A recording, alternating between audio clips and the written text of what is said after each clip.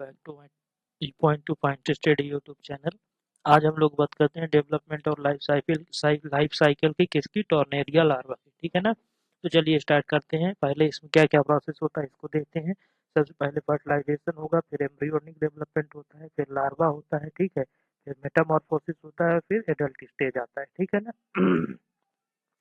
तो चलिए स्टार्ट करते हैं। फर्टिलाइजेशन में देखिएगा, egg and sperm are released into sea water, external fertilization occur. ठीक है, तो फर्टिलाइजेशन में पहला पॉइंट जो है वो ये है कि इसमें एक्सटर्नल फर्टिलाइजेशन होता है। एग और स्पर्म जो होता है वो रिलीज कर दिया जाता है सी वाटर में। ठीक है, चलिए अब एम्ब्रियोनिक डेवलपमेंट देखते हैं। एम्ब्रियोनिक डेवलपमेंट क्या है? The early embryo undergoes gastrulation and begins to differentiated ectoderm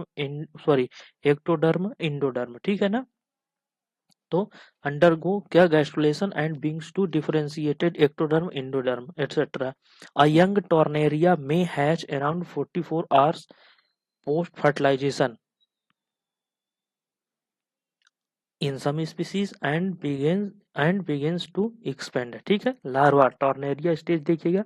the larva swims freely in plankton feeding on suspended microorganism, example phytoplankton, using its ciliary apparatus। ठीक है, during this phase the larva grows developing coeloms, internal organ and sometimes gills structure. ठीक है, ये क्या करता है, इन सबको develop करता है लार्वल स्टेज में। ठीक है, जिसे हम टॉर्नेरिया बोलते हैं। मेटामॉर्फोसिस में आइएगा, द लार्वा इवेंचुअली अंडरगोज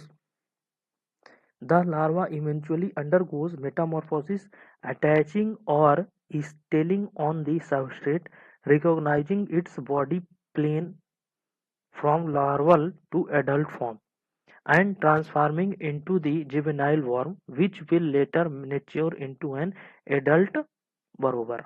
ठीक है, तो ये होता है क्या, मेटामॉर्फोसिस इसका। और उसके बाद एडल्ट स्टेज आता है। The adult balanoglossus lives in marine sediment, burrowing and filter feeding. The cycle then repeats with new gamete release. In some species, the larval period may last for weeks और months before Metamorphosis. तो ये है इसका क्या, development और fertilisation. ठीक है, ये देख लीजिए, एक पिक्चर के थ्रू इसको आप समराइज कर लीजिएगा।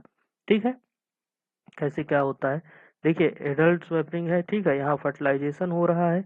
ठीक है, फर्टिलाइजेशन के बाद टॉर्नेरिया लार्वा, फिर मिड टॉर्नेरिया लार्वा, फिर लेट टॉर्नेरिया लार्वा, फिर डेवलपिंग जुवेनाइल है, ये जुवेनिल है, और फिर एडल्ट ये बन जाता है। ठीक है, इस तरह से इसका क्या है, आपका डेवलपमेंट है। चलिए function significance, the larval stage allows dispersal of offspring into the plankton, increasing chance to colonize new habitat. The ciliary bands serve double role, locomotion और feeding का। The larval morphology exhibit many primitive deuterostome character which are evolutionary interested। ठीक है, and thus help in understanding relationship between hemichordate, echinodermate and chordate। ठीक है ना। चलिए, because of the tornaria larva resemble the bipineria larva of echinoderm in ciliary arrangement and general plane, it support the idea of common ancestor in deuterostome। The development biology studying how the larval body is transformed into the adult body, metamorphosis is of deep interest। तो ये हो गया आपका क्या, इसका significance. अब यहाँ पे देख लीजिएगा डिफरेंस। ठीक है, इसमें की डिफरेंस बताया गया है टार्निया और अदर लार्वा में। तो फीचर है, उसके बाद टॉर्नेरिया लार्वा हिमोकार्डेट का होता है, बाइपिनेरिया लार्वा आपका इकाइनोडर्मेटा का होता है, और ट्रोकोफोर लार्वा एनिलीड और मोलस्का का होता है। इसमें आप इस चार्ट के थ्रू डिफरेंस देख सकते हैं। ठीक है ना, कैसे कैसे डिफरेंस, क्या क्या डिफरेंशिएशन होता है इसमें, ये बताया गया है। ठीक है, तो इसको आप देख लीजिएगा, अच्छे से लर्न कर लीजिएगा। आज की वीडियो में इतना ही, मिलते हैं नेक्स्ट वीडियो में। Thank you for watching. अगर आपको हमारे वीडियोस पसंद आते हैं तो हमारे चैनल को सब्सक्राइब करें, वीडियोस को लाइक करें, शेयर करें। Thank you for watching.